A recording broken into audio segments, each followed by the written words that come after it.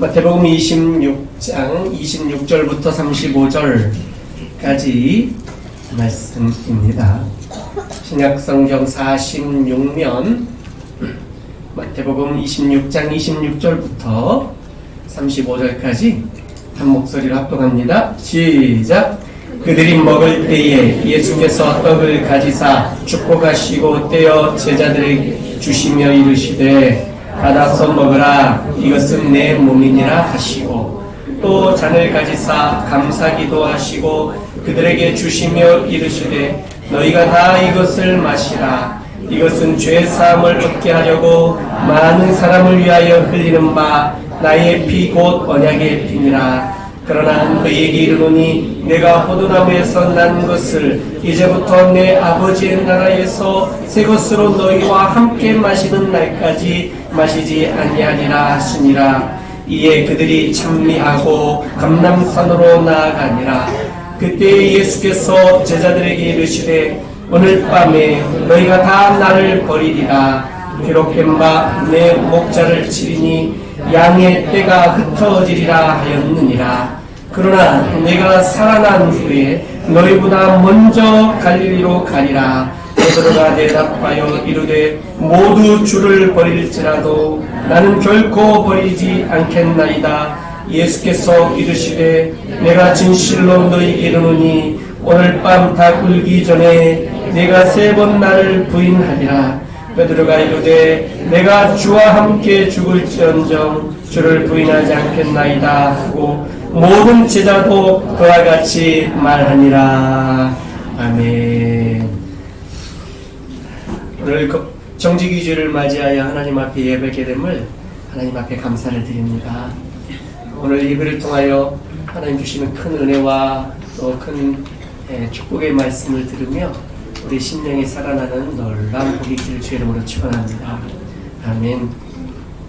정직이주일에 오늘 마태복음 말씀을 나누면서 특별히 예수님의 성만찬에 관계된 말씀을 나누면서 주께서 우리에게 정직이로서 어떻게 살기를 원하시는가, 또 우리 예수님께서 걸어가신 그 길을 보면서 정직이로서 우리가 어떤 길을 걸어가야만 하는가, 이런 말씀을 나누기를 소망합니다.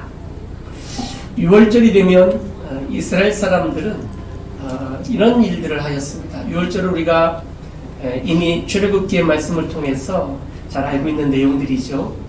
그 6월절 내용들을 그 하나님께서 애굽에서 노예되었을 때에 우리를 구원해 주셨던 그 6월절 사건들을 절기로 명절로 지키면서 이스라엘 사람들이 가족 단위로 모여 앉아서 그 6월절의 의미와 내용들, 그리고 이것이 우리에게 주는 교훈들, 그래서 하나님이 어떤 분이신가, 우리를 구원하신 분이다, 우리는 어떤 사람들이었는가, 우리는 애굽의 종되었고 노예였었다, 이런 말씀들을 나누면서 서로 질문하고 대답하고 하는 이런 가족들 단위로 모여서 서로 하부르타 하면서 이렇게 6월절 명절을 지내는 그런 풍습들이 그들에게 있습니다. 이렇게 6월절 명절을 맞이하면서 예수님께서 제자들과 함께 마지막 만찬, 우리가 소위 말하는 최후의 만찬, 이 만찬을 나누면서 예수님이 제자들과 행하셨던 이 첫 번째의 성만찬 예식을 오늘 본문 말씀을 통해서 우리가 함께 은혜를 나누기를 원합니다. 예수님께서는 이 6월절 만찬을 통해서 당신의 죽음을 다시 한번 예고하고 있는 것들을 보게 됩니다. 우리가 알고 있는 것처럼 첫 번째는 떡을 떼어 제자들에게 주셨다라고 말합니다. 떡을 떼어. 이 뗀다라는 표현은 이것은 원문적인 의미를 좀 더 살려보면 쪼갠다, 찢는다, 쪼갠다, 이런 의미가 훨씬 더 강합니다. 떡을 떼어, 떡을 쪼개어, 이런 표현인 거죠. 그래서 제가 어느 모임에 성만찬 예식에 참석한 적이 있었는데 우리 목사님들 모임들이었는데요. 거기에서 이 성만찬 예식을 집례하시는 그 목사님께서 이 떡을 떼어 쪼갠다라는 이 표현을 강조하기 위해서 정말로 큰 떡을 푹 쪼개는 이런 모습을 보여주는데 아무 저 실감 나더라고요. 떡을 쪼갠다라는 거죠. 이것은 바로 예수님께서 당신의 몸이 쪼개어지고 당신의 몸이 찢어져서 우리 모든 제자들에게, 모든 예수 그리스도를 나의 구주로 고백하는 성도들에게 이렇게 자신의 몸을 내어주시겠다라는 의미가 이 안에 담겨져 있는 것들이죠. 그러니 이것을 제자들에게 주시며 받아 먹으라 말씀하신 것은 예수님의 몸을 상징하는 그 떡을 받아 먹음으로 우리 모든 성도들이 이 예수님을 누릴 수 있게 해주셨다라는 것들입니다. 예수님은 마지막 순간까지 당신의 몸이 쪼개어지고 찢겨질 것들에 대해서 말씀하시며 자신의 몸을 우리를 위하여 받아 먹으라 하시며 몸을 내어주시는 이런 모습을 보게 되는 것이죠. 예수님은 자신의 몸을 우리의 죄를 위하여 내어주셨습니다. 할렐루야.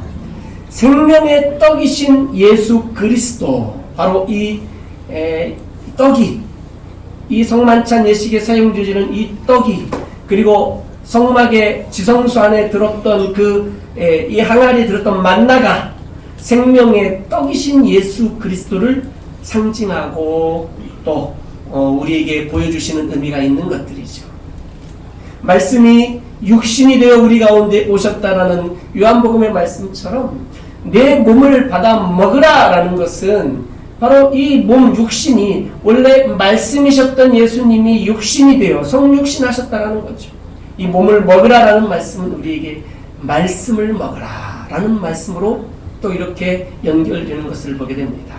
사랑하는 성도 여러분, 말씀을 많이 먹을 수 있기를 주의 이름으로 축복합니다. 우리의 육신을 위하여 양식이 필요하듯이 바로 이 말씀이 우리의 생명의 양식이 되어 우리의 영을 살리고 우리의 영을 살찌우고 우리의 심령을 건강하게 만들어주는 줄로 믿습니다. 할렐루야. 아멘. 많이 말씀을 드세요. 많이 말씀을 먹어야 건강해집니다. 많이 말씀을 묵상하세요. 많이 말씀을 암송하세요. 말씀을 많이 배우세요. 공부하세요. 훈련받으세요. 우리의 심령이 더욱 살찌워지고 새로워지고 더욱 하나님의 은혜의 깊은 세계로 들어가게 될 줄로 믿습니다. 그런데 요즘은요, 다들 안 먹으려는 추세잖아요. 식사도 줄이고 먹는 양도 줄이고 칼로리도 줄이려고 노력하고 뭐 이런 거 있지 않겠습니까? 마지막 밥 한 숟가락은 남기려고 노력하고 그런 거 안 해보세요? 우리 어느 권사님이 전에 제자훈련 받을 때 이 나의 10계명을 적어서 내서 이렇게 책하는 게 있었는데요. 거기 마지막 10번째 자기 자신을 위한 10계명을 적었는데 마지막 밥 한 숟가락 남기기 이걸 적었더라고요. 그래서 일주일 동안 내가 이것을 잘 지키면 동그라미고 잘 못 지키면 X예요. 자기가 자기하고 약속을 하는 거예요. 그런데 일주일마다 모여서 제자훈련할 때 그걸 딱 내놨는데 전부 X. 하루도 남긴 적이 없어요. 그 권사님이 우리 교회 여기 이 자리에 계세요. 참, 얼마나 참 즐거웠는지요. 우리는 가능하면 뭔가를 적게 먹으려고 노력하는데 혹시 여러분 하나님의 말씀을 적게 먹으려고 노력하고 있지 않습니까? 하나님의 말씀을 듣는 데에 시간이 좀 아깝다고 생각한 적은 없습니까? 왜 이렇게 오늘따라 설교가 길어? 라고 생각해 본 적은 없습니까? 왜 오늘따라 이렇게 말씀이 왜 이렇게 지루해? 라고 혹시 생각해 본 적은 없습니까? 오늘은 말씀이 은혜가 안 되네! 라고 혹시 생각해 본 적은 없습니까? 하나님의 말씀은 내 입에 내 생명의 양식이 되어 내 입에 달고 오묘하고 나를 살리는 말씀인 줄로 믿습니다. 할렐루야.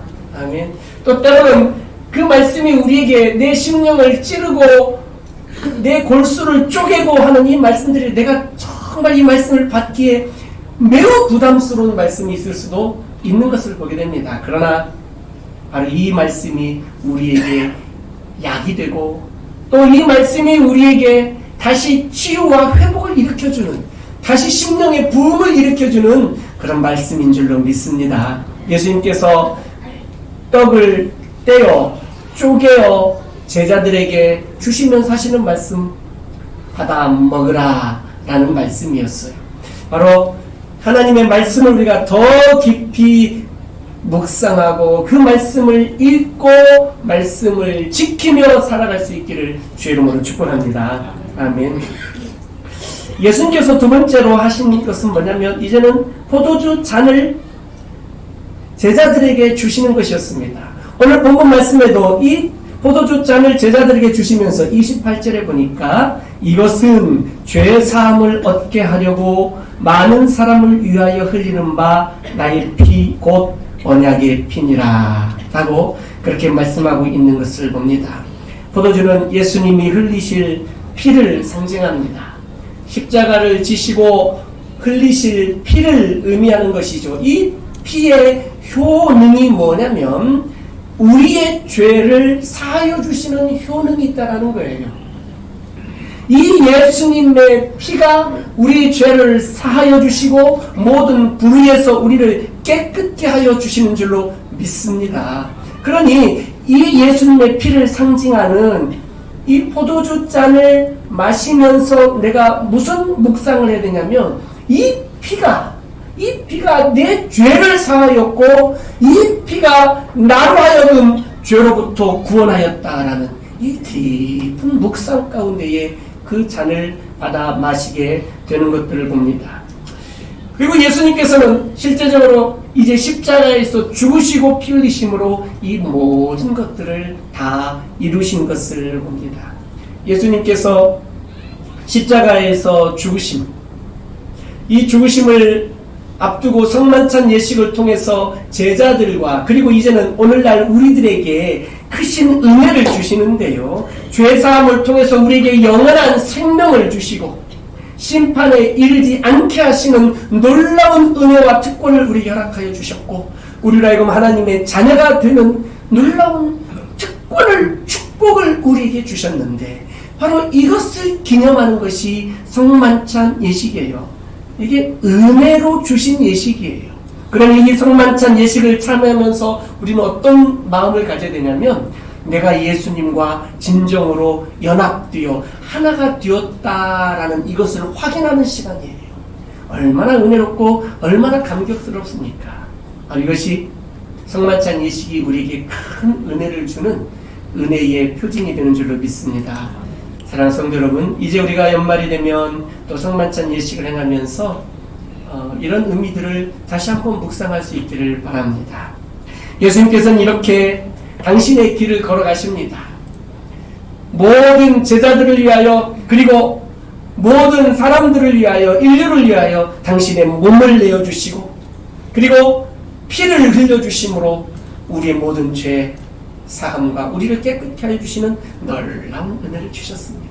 바로 이 예수 그리스도의 십자가의 피 흘리심으로 말미암아 우리가 구원받고 새 생명과 영생을 얻었다는 이 사실들을 우리가 놓친다면 이 감격이 우리 안에서 줄어든다면 우리가 은혜 받을 통로가 굉장히 좁아지는 거예요. 이 근본적인 원천적인 이 은혜를 우리가 붙들어야 돼요. 수도관이 각 가정에 가기 위해서는 큰 관이 먼저 있어야 되고요. 그렇죠? 큰 관에서 이 원물줄기가 상수도 물줄기가 있어야 이 작은 관으로 이렇게 흩어져서 각 가정에 가는 거 아니겠습니까? 이 십자가의 은혜로 말미암아 우리가 죄사함을 받았다라는 이 감격이 적어지면 이 큰 은혜의 상수도관이 은혜의 생명수관이 좁아지는 역할을 하는 거예요. 우리는 다른 곳에서 은혜를 더 많이 혹시 찾고 있지는 않습니까? 세상적인 물질적인 어떤 명예적인 어떤 권위적인 또 때로는 어떤 세상에 직장에 또는 학교에 승진 합격 등등 이런 것들에서 우리는 더 많은 은혜를 찾고 있지는 않습니까? 물론 그것도 은혜입니다. 축복입니다. 감사한 일들이죠. 그것이 굉장히 귀중한 은혜인 것은 사실이지만 이 십자가의 피로 말미암아 우리가 죄사함을 받았다는 이 구원의 감격들을 우리가 약화되거나 놓치고 있다면 우리는 굉장히 중요한 것을 놓치고 있다는 것입니다. 성만찬 예식들을 통해서 예수님의 몸을 상징하는 떡을 받아 먹고 쪼개어진 예수님, 쪼개어진 주님의 몸을 우리가 묵상할 수 있기를 바라고, 잔을 받아 마시며 나를 위하여 흘리신 죄 사함을 위한 주님의 피, 언약의 피라는 사실들을 우리가 늘 기억할 수 있기를 주의 이름으로 축원합니다. 이 피가 그냥 피가 아니라 예수님 말씀하십니다. 언약의 피라는 거예요. 예수님이 죽으시며 흘리시는 이 피가 언약에 따라 흘리는 피라는 거예요. 바로 이 예수님께서 피 흘려 죽으심에 관계된 것은 구약의 예언서들의 선지서들의 예언이 많이 되어져 있어요. 특별히 이 예수님의 피 흘리신 죄 사함에 관계된 것은 이사야서에 잘 기록되어져 있는 것들을 보게 됩니다. 스가랴서에도 기록되어져 있습니다. 구약의 여러 부분들에 바로 그 하나님의 언약을 따라 예수님께서 이 땅에 오셔서 우리를 위하여 그 몸이 쪼개어지고 그리고 피 흘리심에 대하여 이미 예언되어진 그 언약을 따라 예수님께서 흘리신 피다라는 거죠. 바로 그래서 언약의 피입니다. 예수님이 십자가에서 죽게 되신 것은 가룟 유다가 제자인 가룟 유다가 예수님을 팔아서 예수님이 죽게 되었다, 이런 거 아니에요. 대제사장들과 또 바리새인들이, 서기관들이 등등 예수님을 죽이려고 모의해서 이들이 예수님을 잡아다가 죽였다, 이것도 아니에요. 당시 로마 총독이었던 빌라도가 정치적인 여러 가지 상황들 때문에 어쩔 수 없이 십자가 처형을 선언해가지고 예수님이 죽게 되었다, 이거 아니에요. 아니에요. 오늘 본문 말씀에 있는 것처럼 예수님의 모든 제자들이 예수님을 버리고 다 도망가 버렸기 때문에, 안 지켜줬기 때문에 예수님이 죽으셨다, 이것도 아니에요. 이런 어떤 인간적인 방법으로, 어떤 이런 인간적인 누군가의 계획으로 예수님이 죽은 게 아니라 이미 구약 성경에서부터 예언되어진 그 언약을 따라 예수님께서 십자가에서 우리의 죄 사함을 위하여 예수님이 죽어주신 그 죽음, 이것이 바로 언약의 피, 곧 예수 그리스도께서 십자가에서 흘리신 피요, 이 피가 우리를 살리고 이 피가 우리를 구원하여 주신 줄로 믿습니다. 그러니 날마다 우리는 이 피를 묵상해야 돼요. 날마다 우리 구원에 대한 감격이 우리에게 회복되어져야만 해요. 부활 찬송을 부르면서, 예수님의 피 흘리심의 찬송을 부르면서 내 안에 감격들이 살아나야 돼요. 감격들이. 내 안에서 다시 이 은혜가 십자가의 피로 말미암은 놀라운 구원의 감격이 내 안에서 다시 살아나야만 내게 은혜가 회복되고요. 오늘처럼 이렇게 청지기주를 맞이해서 내게 직분 주심이 감격스러운 거예요. 오늘날 직분은 부담스러운 짐이라고 생각하는 경우가 많습니다. 회장님 또는 부회장, 총무, 회계, 서기 각 기관별로 잘 뽑아주셔서 감사합니다. 오늘 주부에도 잘 기록되어져서 임명합니다. 그런데 가끔은 이런 직분들이 우리에게 감사의 직분이라기보다는 막 부담스러워요. 나 회장 안 할래. 나 회장 안 할래. 잘하셨으니까 1년 더 하세요. 이건 칭찬인지 아니면 그냥 나기 싫은 거 너 해라라는 건지 잘 모르겠어요. 하나 잘했으니까 1년 더 하세요. 혹시 그렇게 해서 2년 연속 회장 되면 손 한번 들어봐요. 직분이 내게 부담스럽게 여겨지는 것은 내가 너무 부족하고, 내가 너무 하나님 앞에 연약하고, 내가 너무 하나님 앞에 죄송하고, 그래서 내가 이 귀한 직분 감당하기가 너무 몸둘 바를 몰라서 제가 사양하겠습니다가 아니에요. 이게 아니라 다른 이유들이에요. 우리가 말하지 않아도 아는 이유들. 저거 막 이런저런 이유와 이런저런 상황, 현실 이런 것들을 다 말하면서, 이게 거절하는 이유가 뭐냐면 예수께서 십자가에서 흘리신 그 피에 대한 구원의 감격들이 내 안에 많이 약해져서 그런 것은 아니냐. 돌아봐야 돼요. 돌아봐야 돼요. 예수님은 우리를 위하여 당신의 몸을 쪼개고 찢으셨고 십자가에서 피 흘리심으로 우리를 위하여 죄사함의 은혜를 허락하시며 죽어주시기까지 했는데 우리는 주님의 우리를 위하여 죽어주신 피 흘리신 그 주님의 예수님의 몸 된 교회를 위해서 작은 기관에 직분 하나 만든 것까지도 그냥 부담스러워서 밀어내고 하는 이런 모습들이 우리에게 있다면 우리 다시 한번 구원의 감격을 다시 한번 돌아봐야만 해요.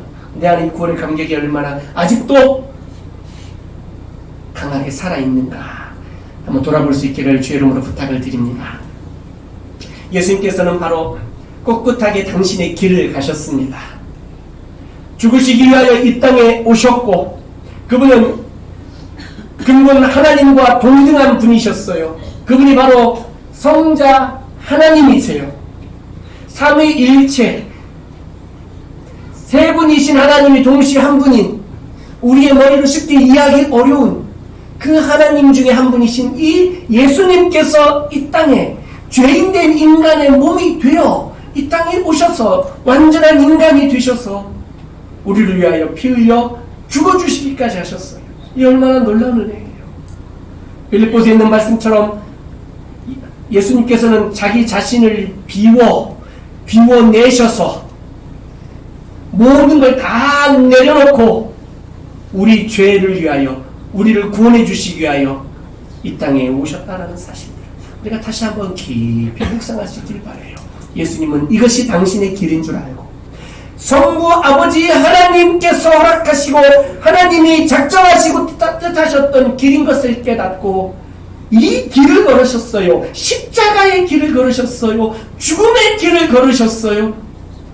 그래서 우리에게는 새 생명과 죄사함과 구원을 주셨고 아버지 하나님의 뜻을 이루어 드리는 이 길을 걸어가셨어요. 하나님의 뜻을 이루어 드린다는 것은 바로 예수님처럼 모든 것을 내려놓고 내어드리고 비워내면서 걸어가야만 하는 길이 바로 주님의 길이요 십자가의 길이요 하나님의 뜻을 이루는 길인데 제자된 우리들의 모습은 어떤 길을 걸어가고 있는지 특별히 이제 청지기주를 맞이하여서 나는 청지기로서 어떤 길을 걸어가고 있는지 주님의 길을 뒤따라가고 있는지 우리는 찬송의 가사 속에서도 또는 기도하면서 말합니다. 우리가 오늘 또 결단 찬송에도 그런 찬송의 내용이 있습니다. 나는 가리라. 주의 길을 가리라.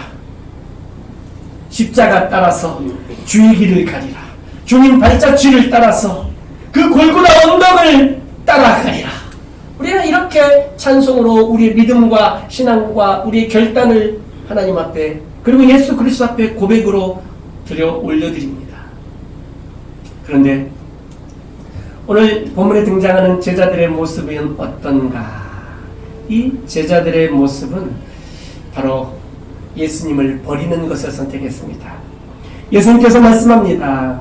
특별히 31절에 보니까 제자들에게 오늘 밤 너희가 다 나를 버리리라 말씀합니다.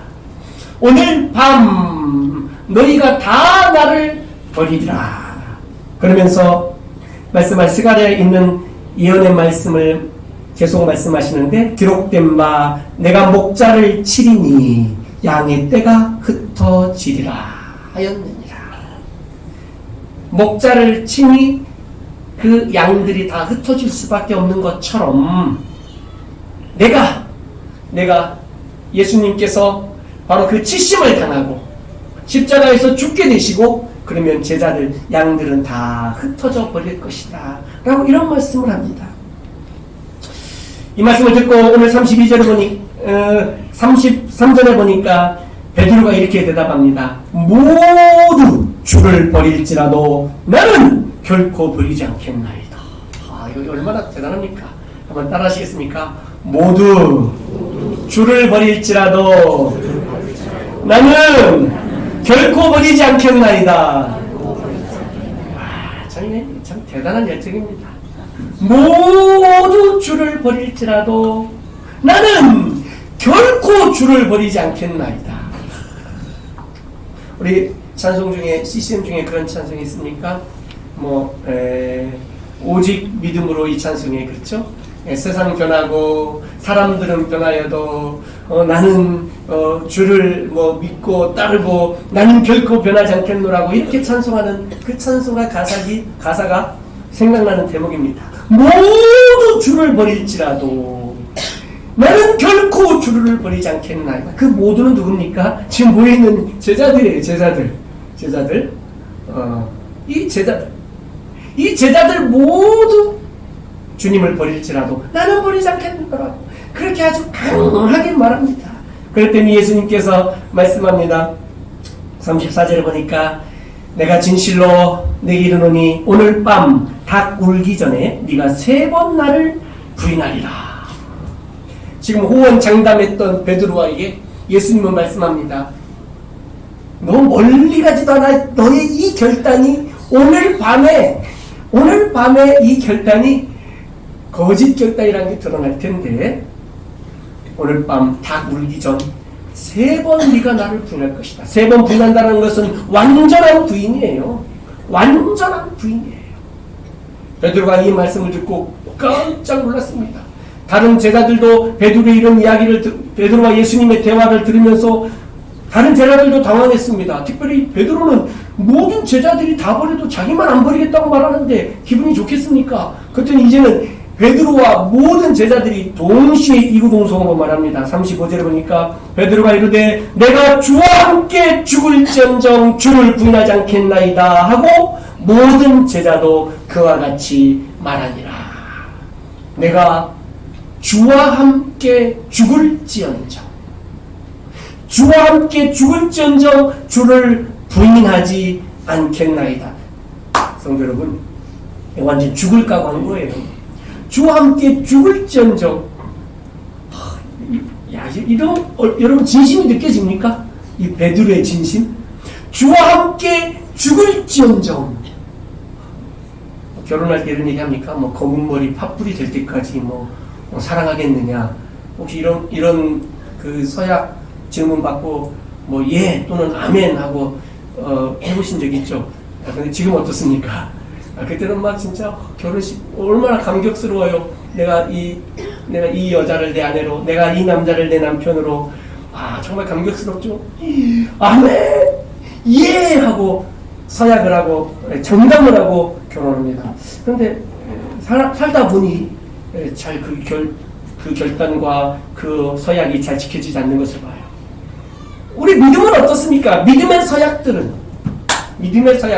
내가 주와 함께 죽을지언정 결코 주를 부인하지 않겠습니다라고 이렇게 결단하고 예수님 앞에서 약속하고 서약하고 하는 이 베드로의 이 장담이, 이 결단이, 이 고백이 저는 이렇게 생각합니다. 베드로가 나중에 그날 밤에 부인하기는 했지만 지금 이 고백하고 결단하는 서약하는 바로 이 순간은 그의 진심이었다고 저는 믿습니다. 그의 진심이었어요. 여러분도 그렇게 동의하십니까?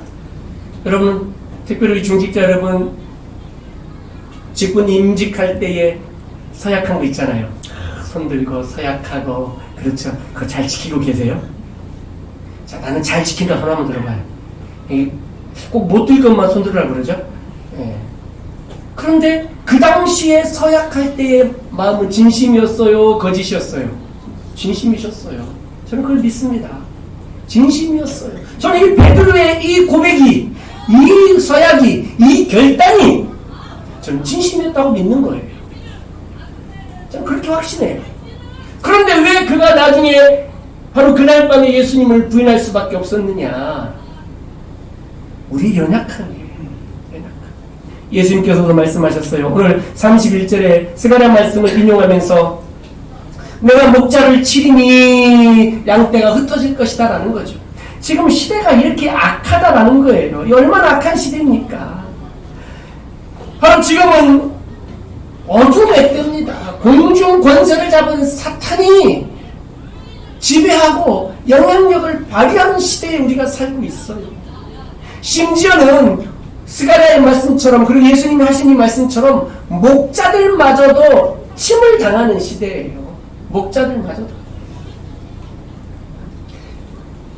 특별히 한국 교회도 아주 유명한 목사님들 많이 침을 당한 분들 많이 있잖아요. 이런 이유 저런 이유 이런 유혹에 저런 시험에 빠져서 그렇죠?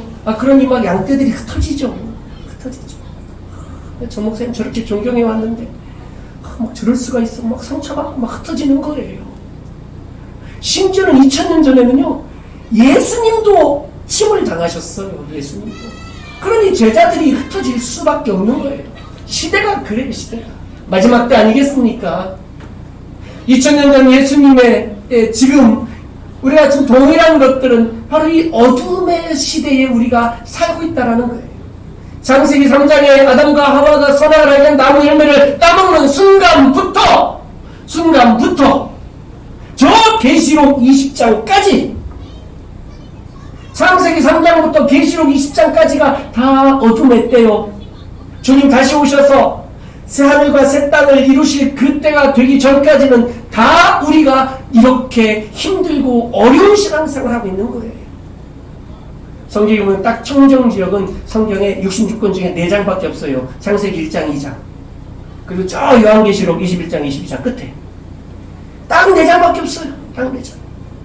우리가 이 마지막 때를 살아가면서 우리가 믿음을 결단하고 서약하고 헌신하고 하나님 앞에 고백을 하고 우리가 그렇게 진심으로 진정으로 하나님 앞에 우리의 고백을 드리지만 시대가 악하고 참으로 어두운 때에 우리가 살고 있기 때문에 우리가 베드로처럼 제자들처럼 도망가기도 하고 심지어는 나 살려고 예수님을 부인하기도 하고 나 살려고 예수님 안 믿는 척도 하고 때로는 안 믿는다고 말하기도 하고 신앙인이 아닌 척도 하고 먹고 살라 처세 때문에 인간관계 때문에 사회생활 때문에 등등등 이런 여러가지 모습들을 우리가 가질 수밖에 없는 시대에 살고 있어요. 이것을 뭐 탓하거나 왜 그러느냐고 정죄하거나 책망을 하는 게 아니에요. 그럴 수 있다라는 거예요. 베드로도 그랬어요. 다른 모든 제자들도 그랬어요. 혹시 이 말씀을 들으면서 내 모습이 이런데 라고 혹시 생각하는 분 계십니까? 괜찮아요. 우리 탓이 아니에요. 예수님 다시 오셔야 되는데 우리 탓이 아니에요. 옆 사람에게 한번 얘기해 주십시다. 한번 눈도 좀 마주치고 괜찮아요. 괜찮아?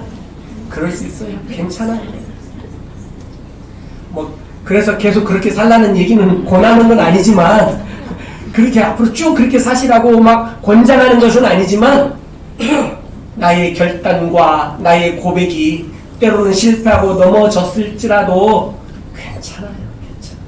우리가 그런 시대를 살고 있어요. 그런 시대를. 우리의 마음이 부족해서도 아니고 우리의 믿음이 거짓 믿음이어서도 아니에요. 우리가 고백한 이 신앙의 고백이 위선적이어서도 아니에요. 내가 거짓말장이어서도 아니에요. 때가 그래요. 시대가 그래요. 이런 시대에 우리가 신앙생활에 있어요. 얼마나 힘든 시대입니까? 얼마나 악한 때입니까? 괜찮아요. 쓰러지고 넘어졌을지라도 때로는 줄을 뒤돌아섰을지라도 어쩔 수 없는 상황이었다면 괜찮아요. 그런데 괜찮은 모든 것들을 다 주님께서 우리를 이해해 주시고 주님은 우리를 위하여 죽어주시는 그 십자가의 길을 가는데 우리는 뒤돌아서서 도망가는 길을 찾고 있어요. 왜? 나 살려고 주님은 우리를 위하여 죽으시는데 우리는 나 살려고 여전히 이기적으로 나를 위하여 도망가고 있어요. 나를 위하여. 사랑하는 성도 여러분, 우리가 이 말씀을 보면서 청지기주를 맞이해서 다시 한번 우리 자신들을 한번 돌아볼 수 있기를 바라요. 예수님께서는 이렇게 말씀하십니다. 32절 같이 한번 읽을까요? 자, 마태복음 26장 32절 시작. 그러나 내가 살아난 후에 너희보다 먼저 갈릴리로 가리라. 아멘. 예수님께서 피 흘리심으로 십자가에서 죽으시지만 그래서 목자가 침을 당하여 양떼들이 다 흩어질 것이지만 너희가 다 나를 버리고 도망갈 것이지만 32절에 그러나 내가 살아난 후에 예수님이 부활하셔서 너희보다 먼저 갈릴리로 가서 너희를 기다리겠다. 예수님께서 부활하신 후에 갈릴리로 가셔서 그 갈릴리는 어디입니까? 예수님께서 제자들을 만나셨던 곳이고 제자들과 함께 사역했던 곳들이에요. 거기에서 내가 너희보다 먼저 가서 너희를 기다리겠다라는 거죠. 너희를 만나주겠다라는 거예요.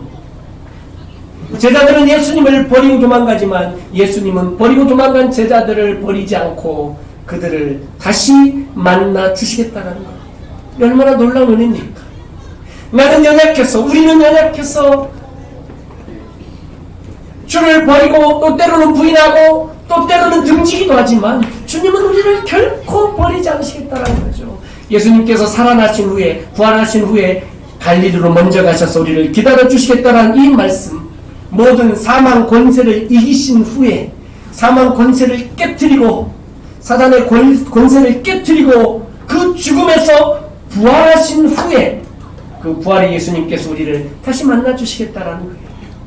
실제적으로 예수님은 3일 만에 부활하셨고 갈릴리에서 제자들을 만나셔서 다시 성만찬 예식을 그곳에서 행하시며 제자들에게 고기를 떼어주시면서 성만찬 예식이 생각나게 하셨고 그리고 예수님께서 말씀하신 것처럼 그들이 한 곳에 모여서 기도하였을 때에 마가의 다락방에 성령이 강림하셔서 그들이 성령 충만함을 받고 그들은 완전히 변화가 되었어요. 완전히.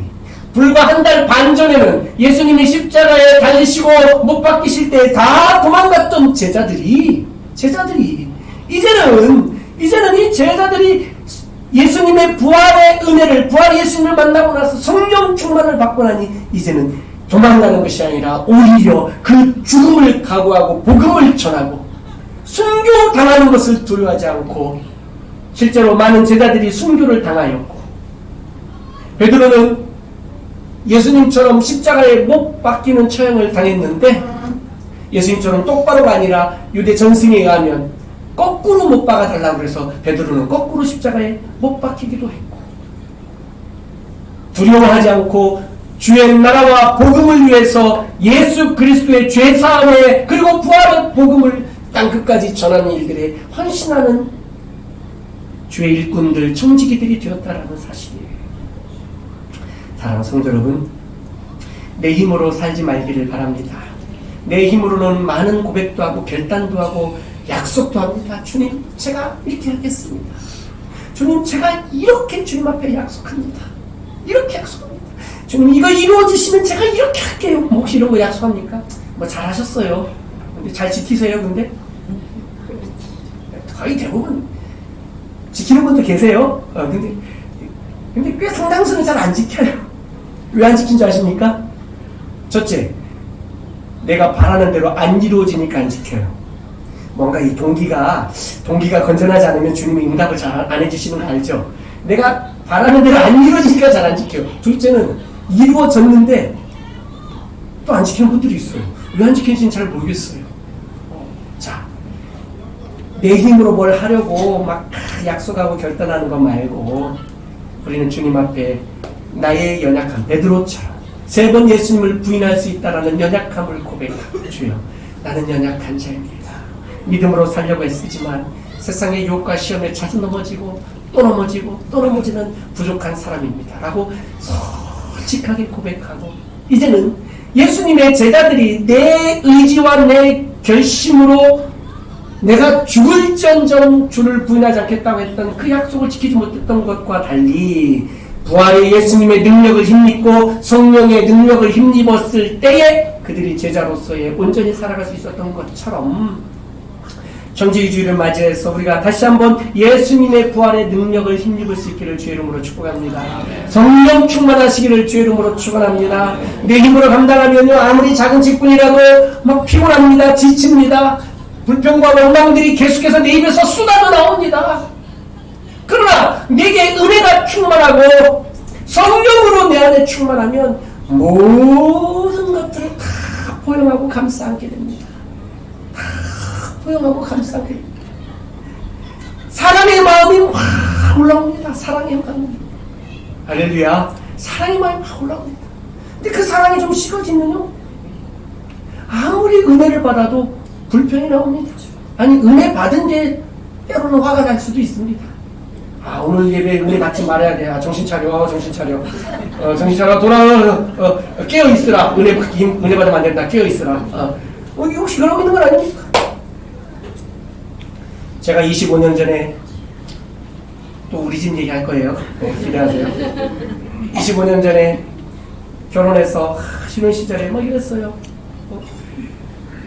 자기야, 자기가 100kg 돼도 괜찮아. 실제 상황입니다. 100kg 돼도 괜찮아. 나 자기 너무 좋아. 25년이 지났습니다. 두려워요. 100kg 될까봐. 사랑하는 성도 여러분, 무슨 말씀을 드리고 싶냐면, 내가 은혜 받고 사랑의 마음이 내 안에 가면 모든 게 다 좋아요.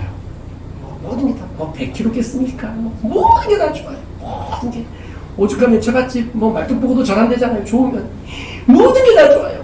교회가 이래도 좋고 저래도 좋고, 밥이 이래도 좋고 저래도 좋고, 예배가 이래도 좋고 저래도 좋고, 우리 남전도 여전도가 이래도 좋고 저래도 좋고, 막 다 좋아요. 다 좋아요. 때로는 불편한 일이 있어도 좋아요. 그것도 매력적으로 보이는 거예요. 우리 교회는 이런 게 매력이야. 우리 교회는 지하에 있는 게 매력이야. 그렇죠. 크게 찬송하고 기도해도 괜찮으니까. 우리 교회는 뭐가 매력이야. 이렇습니다. 그런데요, 은혜가 식어지면은요, 아무리 좋은 것을 갖다 줘도 원망하고 불편해요. 사랑하는 성도 여러분, 주를 부인하고 도망갔던 제자들처럼 우리가 혹시 그러고 있다면, 우리 안에 참된 부활의 능력과 성령의 충만함이 우리 안에 다시 회복되어질 수 있기를 주의 이름으로 축원합니다. 할렐루야. 아멘. 예수님께서는 당신에게 허락하신 잔을 마셨어요. 예수님께서 마지막 겟세마네 동산에서 하나님께 기도하면서, 아버지여, 할 수만 있거든 이 잔을 내게서 옮겨 주옵소서. 십자가를 지기가 너무 힘든 거였어요. 할 수만 있거든 이 잔을 내게서 옮겨 주옵소서. 할 수만 있거든 이 잔을 내게서 옮겨 주옵소서. 땀방울이 핏방울이 될 때까지 3번이나 예수님은 기도했어요. 그러나 예수님 그 잔을 받아 마시기로 결단하셨어요. 그러나 아버지여, 나의 원대로 마옵시고 아버지 원대로 되기를 원합니다. 제자들은 예수님과 성만찬 예식을 하면서 예수님이 주시는 잔을 받아 마셨어요. 예수님의 피를 상징하는 포도주를 받아 마셨어요. 우리도 예수님의 피를 상징하는 포도주 잔을 받아 마셨어요. 예수님은 당신의 잔을, 십자가를 지는 당신의 잔을 받아 마셨어요. 그리고 우리에게는 청지기, 직분과 사명의 잔을 우리에게 주세요. 여러분 어떻게 하시랍니까? 예수님이 말씀하십니다. 너희가 이것을 다 마시라. 27절. 너희가 다 이것을 마시라. 할렐루야. 우리 연약하신 나의 잔을, 예수님이 주시는 나의 잔을 마실 수 있기를 주의 이름으로 축원합니다. 아멘. 그리하여 우리의 삶이, 우리의 신앙이 더 굳세어지고 더 영적으로 부유해지고 삶이 회복되고 신앙이 더 아름답게 성장하고, 또 우리에게 주신 직분을 통해서 주의 몸된 교회 하나님의 나라가 아름답게 성장 세워져 갈 수 있기를 주의 이름으로 축원합니다. 아멘. 주의 길을 가십시다. 찬송하면서 다시 한번 결단합시다. 주님, 내가 주의 길을 가겠습니다. 비바람이 앞길을 막는다 할지라도 주의 길을 가겠습니다.